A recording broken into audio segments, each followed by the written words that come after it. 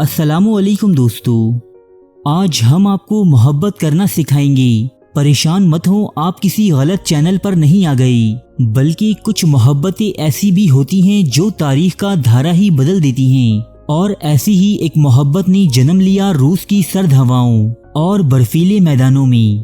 دوستو، یہ کہانی ایک ایسی لڑکی کی ہے جسے روسی حکومت نے اپنی سب سے بڑے فوجی اعزاز سے نوازا، وہ بھی صرف اور صرف اس کی بے انتہا محبت کے سبب۔ روس میں آج بھی اسے ایک ہیرو کا درجہ حاصل ہے۔ اس لڑکی کی کہانی ہمیں یہ سبق دیتی ہے کہ محبت میں ٹوٹ جانے والا انسان کس قدر مضبوط اور بلند حوصلوں کا مالک ثابت ہوتا ہے۔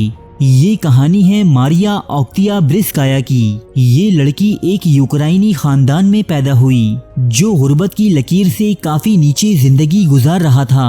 اس کے مزید 10 بہن بھائی اور تھے، اس لیے بچپن کافی محرومیوں اور سختیوں کا شکار رہا۔ کم عمری سے ہی اس نے مختلف فیکٹریوں میں ملازمت کرنی شروع کر دی۔ کبھی وہ سبزیوں کی پیکنگ کا کام کرتی تو کبھی ٹیلی فون آپریٹر کی خدمات انجام دیتی، یہاں تک کہ 20 سال کی عمر میں اس کی ملاقات ایلیا اوکتیابرسکی سے ہوئی۔ یہ سوویت آرمی میں ایک آفیسر تھا۔ دونوں ایک دوسرے کو پسند کرنے لگے اور کچھ ہی عرصے بعد ان دونوں نے شادی کر لی۔ اب ماریا اپنے شوہر کی طرح فوجی و عسکری معاملات میں دلچسپی لینے لگی۔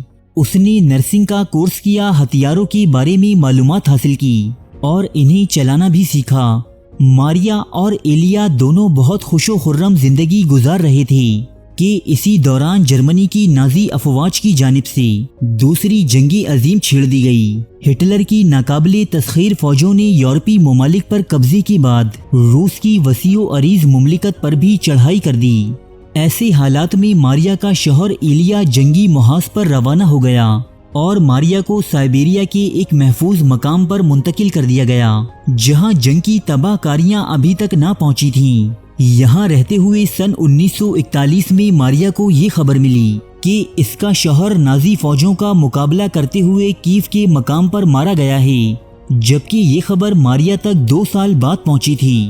اس خبر نے ماریا کو بے انتہا اداس اور رنجیدہ کر دیا، کیونکہ ایلیا صرف اس کا شوہر نہیں بلکہ اس کی مکمل کائنات تھا جو جرمنی کے نازیوں نے اس سے چھین لی تھی۔ رفتہ رفتہ اس کی اداسی نے غصے اور غضبناکی کا روپ اختیار کر لیا اور ماریا نے نازیوں سے انتقام لینے کی خاطر جنگ میں اترنے کا فیصلہ کر لیا۔ لیکن یہ سب اتنا آسان نہ تھا، کیونکہ نہ تو ماریا کو فوج میں کوئی عہدہ حاصل تھا اور نہ ہی اسے کسی خونی جنگ کے لیے تربیت دی گئی تھی۔ اب اس نے گھر اور گاڑی سمیت اپنی تمام جائیداد فروخت کر دی اور ان کے عوض ملنے والے پیسوں سے ایک جنگی ٹینک T-34 خرید لیا۔ اس کے ملک کو فری کا ٹینک اور سولجر دونوں ساتھ ساتھ مل گئی، اس لیے انہوں نے اسے 5 مہینے کی ٹریننگ دی جس میں ٹینک چلانا اور اسے ریپیئر کرنا سکھایا گیا تھا۔ ماریا نے اپنے اس ٹینک کا نام دی فائٹنگ گرل فرینڈ رکھا۔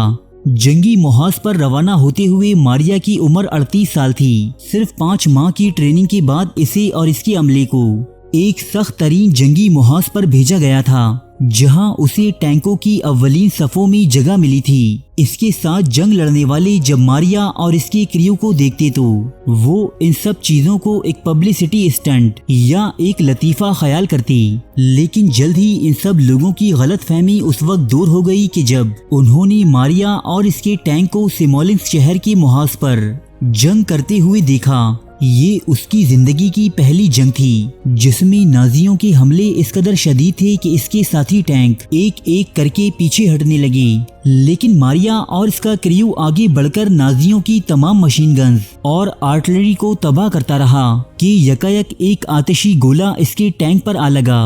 ماریا کو آرڈرز ملے کہ وہ فوراً اپنے ٹینک کو چھوڑ کر اپنی اور اپنی کریو کی جان بچائی۔ ماریا اس آرڈر کو نہ مانتے ہوئے اپنے ٹینک کی مرمت میں جٹ گئی اور بالآخر سخت گولہ باری کے درمیان وہ اپنا ٹینک میدانی جنگ سے واپس لانے میں کامیاب رہی۔ ماریا کی اس بہادری نے نہ صرف اس کے ساتھی ٹینک ڈرائیوروں کو اس کی عزت کرنے پر مجبور کر دیا بلکہ حکومت کی جانب سے اسے سارجنٹ کے عہدے پر ترقی بھی دے دی گئی۔ اس کے بعد ماریا اوکتیابرسکایا نے کئی جنگوں اور مہمات میں حصہ لیا۔ اس نے اپنے کریو کے ہمراہ بہادری کے بہت سے شاندار کارنامے تاریخ میں رقم کیے۔ اس نے اپنی شوہر کے بدلے انگنت نازی فوجیوں کو موت کے گھاٹ اتارا۔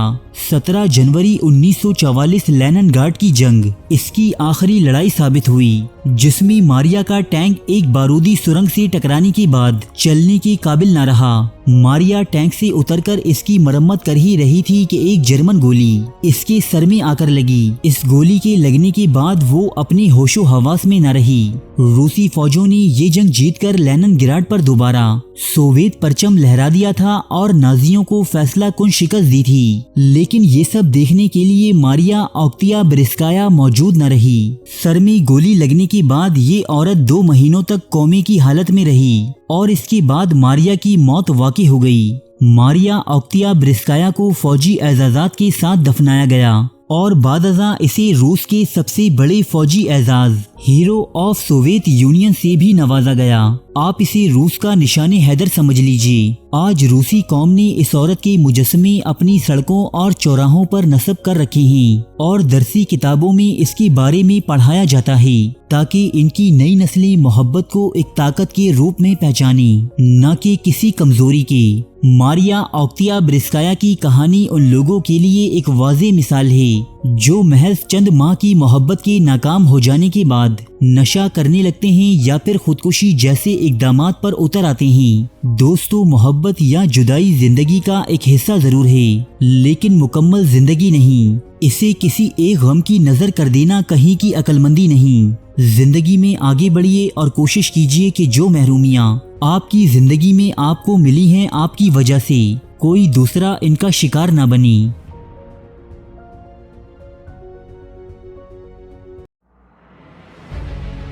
تاریخ کے موضوع پر پاکستان کا سب سے بڑا چینل، جہاں ملتے ہیں سچے واقعات مستند حوالوں کے ساتھ، قدیم تہذیبوں کے عجیب و غریب حقائق، افسانوی داستانوں کے پیچھے چھپی حقیقت، زندگی بدل دینے والی اسلامی حکایات، قدیم اور جدید جنگوں کے احوال،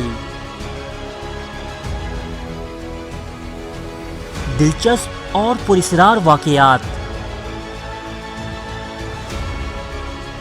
بادشاہوں اور جرنیلوں کی عیاشی کی داستانیں، ملکاؤں اور کنیزوں کی شرمناک کہانیاں،